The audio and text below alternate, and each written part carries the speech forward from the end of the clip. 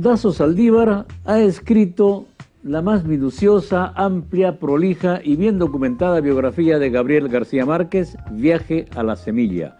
Si yo hubiera leído antes Viaje a la Semilla, ya no hubiera escrito mis memorias, dijo el Gabo.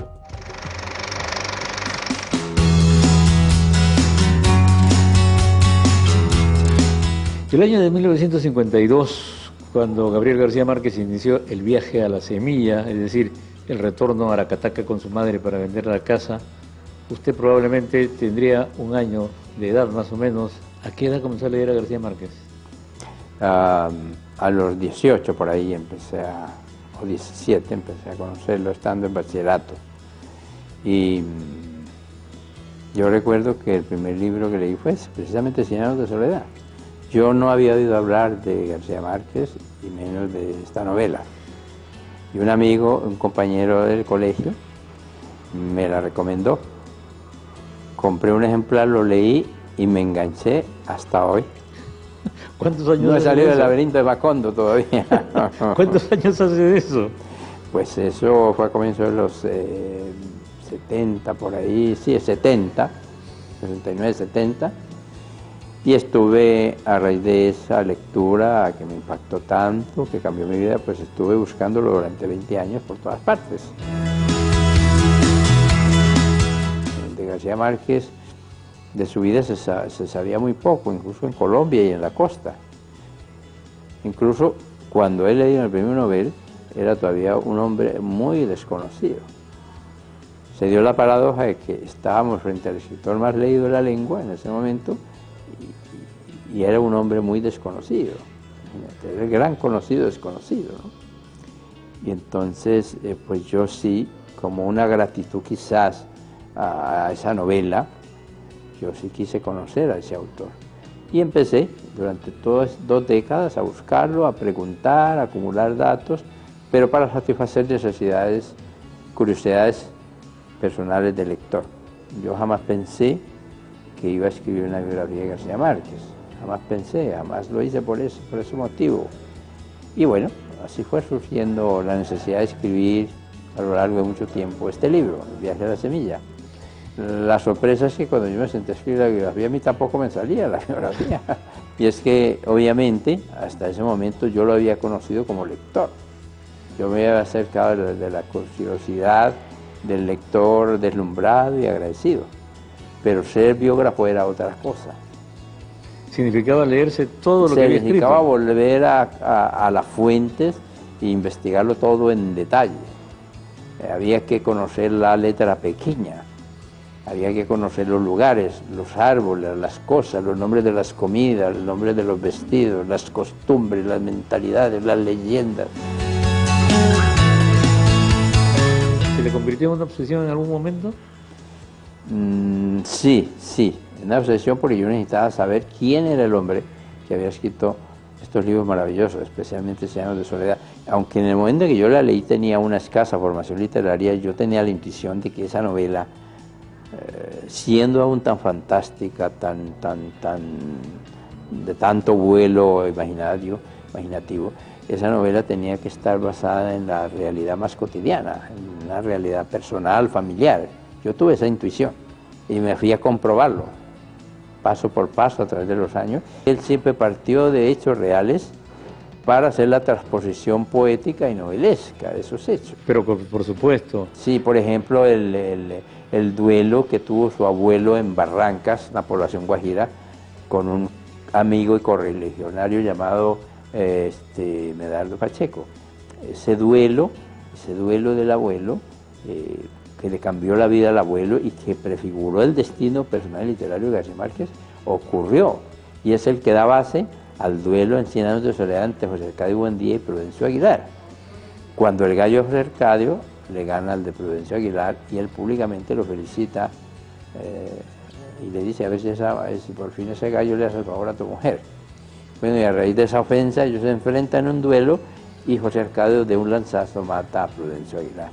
Esa es la transposición literaria, ficcional, de ese hecho, de esa tragedia que vivió el abuelo en Barrancas. pero son hechos que pasan absolutamente sorprendentes por lo extraordinario que son, ¿no? Claro, él siempre dijo que el problema que él tenía, y en general el problema que tenían los escritores latinoamericanos, era cómo narrar una realidad para que sea era creíble, tan literaria y tan fantástica, ¿no? Obviamente, sí. Alguna vez leí que García Márquez contó que creo que su agente literario había ido a Colombia y le habían pasado tal cantidad de cosas que le había dicho: tú lo que eres un pálido notario de la realidad colombiana, algo así. Y él utiliza mucho esa frase: soy un pálido notario de la realidad, ¿no? En diferentes... Pero hay que tener cuidado cuando Gabo hablaba, porque su estilo era hiperbólico y él a veces se quitaba méritos. Yo he encontrado muy pocas cosas que él haya trasladado literalmente de la realidad de sus novelas, muy pocas cosas. ¿Cuántas veces conversó con García Márquez? Con García Márquez conversé 2 veces, pero cada vez sí fue de unas 3 horas más o menos. Eso fue ya por allá en marzo del 89, pero ya yo en el 89 llevaba como 18 años investigando. Y yo en realidad lo busqué cuando me di cuenta que lo necesitaba. Y lo necesitaba para poder conversar y aclarar con él muchas cosas de su infancia, de su adolescencia y de su primera juventud hasta los 20 años. Y en esas 2 tardes pues le dimos un buen repaso a esos primeros 20 años de su vida, pero centrándonos más que todo en la infancia, en la casa, en la cataca, en los abuelos, todo eso. Sí. Fue muy útil, fue muy útil. Todo lo que ocurría en esa zona, en Aracataca, era mágico, ¿no? No, no es tanto mágico. Todo lo que ocurría era real, entendiendo en el sentido de que la pararrealidad, lo mágico, lo fantástico, lo misterioso también formaba parte de la realidad cotidiana. Precisamente García Márquez dijo alguna vez que él escribió 100 años de soledad, o pudo concebir 100 años de soledad cuando entendió que lo que llamamos la irrealidad formaba parte de la misma realidad. Esa pararrealidad era una parte muy importante de la realidad cotidiana de América Latina.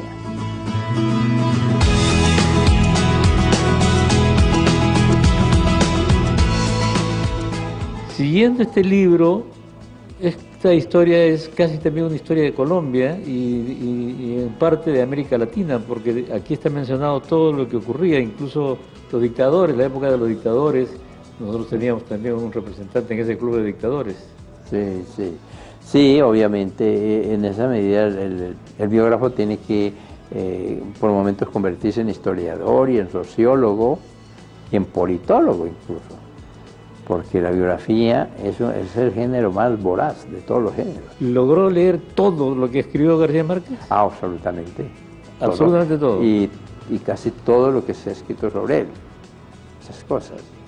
Menos la parte crítica, porque yo, como se puede constatar, yo no hago crítica literaria en la biografía, porque no estoy de acuerdo que la crítica literaria forma parte de la biografía. Eso es un embeleco.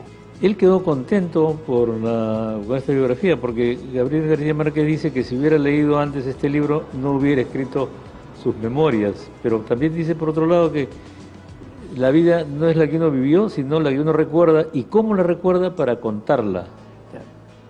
¿Sí? Claro, hay que tener mucho cuidado con eso. Eso es verdad en principio que la vida que uno vivió, uno no recuerda la vida que vivió toda, porque la memoria es parte de olvido, parte de recuerdo y parte de invención.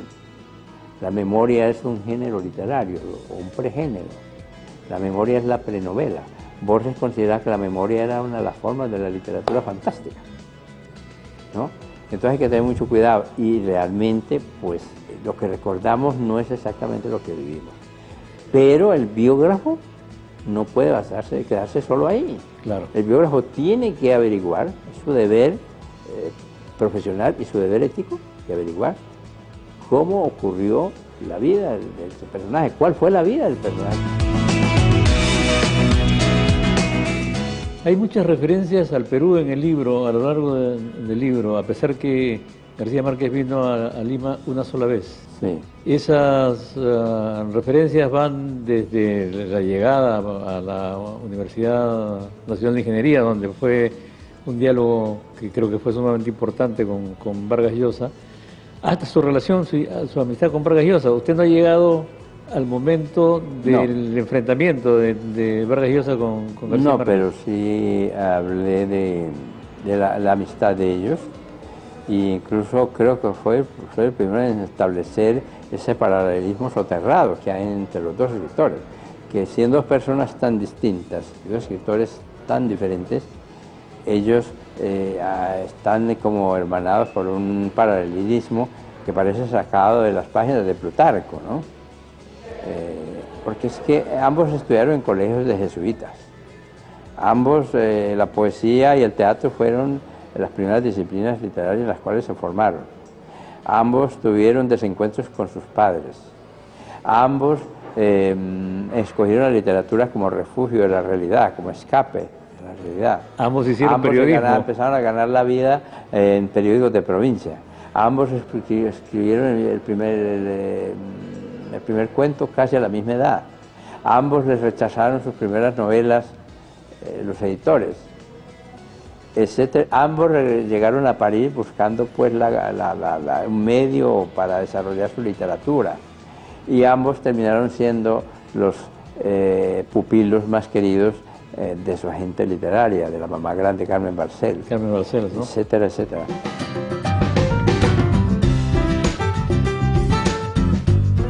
¿Y le contaron cuál fue el problema de la enemistad?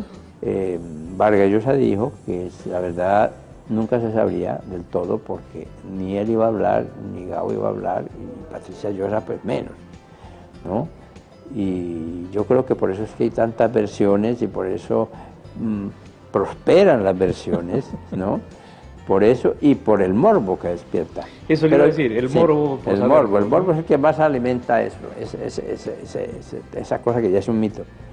Pero yo no le doy tanta importancia a eso. Eso entra dentro del orden de las falencias del ser humano, de estos momentos de todo ser humano. Eso entra dentro del mundo de las emociones, las pasiones. Lo importante es la amistad tan intensa y fecunda que ellos tuvieron. Parece ser que hubo un intento serio, hubo una coyuntura propicia en 2010 en Cartagena durante el Festival Hey, para que ellos dos se reencontraran y se abrazaran. Parece ser que tanto García Márquez como Mercedes estuvieron de acuerdo, y el mismo Vargas Llosa y tal, pero a último momento como que desistió Mario Vargas Llosa, porque pensó que a lo mejor ya Gabo no lo iba a reconocer. Y es una pena, porque ese abrazo, yo siempre he creído que si ellos hubieran dado ese abrazo es lo que hubiera quedado, hubiera derrotado al puñetazo. Claro que sí, sí, claro que sí. Un abrazo entre los dos hubiera, claro, eso hubiera quedado para la historia. Claro, eso hubiera quedado para la historia.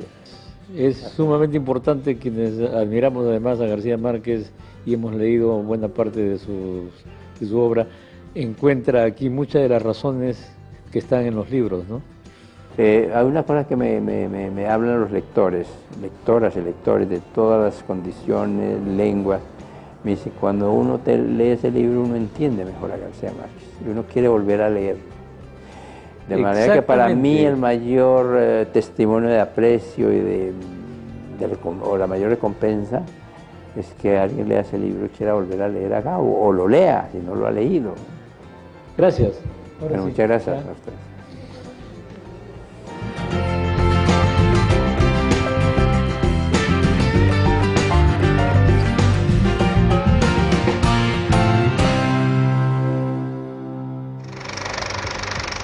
Viaje a la Semilla, imprescindible lectura para todos los admiradores de Gabriel García Márquez. Vamos a la pausa y regresamos con las exposiciones musicales y puestas